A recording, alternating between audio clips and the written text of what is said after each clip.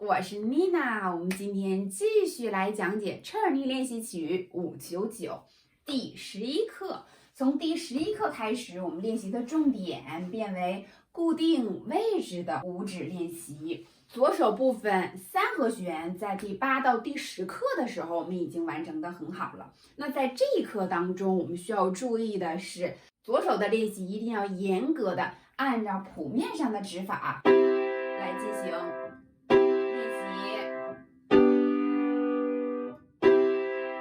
这样连贯的去做。右手部分是单音的去做，其实也是哆咪嗦3个主和弦的这样一个反复性的练习。我们需要做的是长长的连线，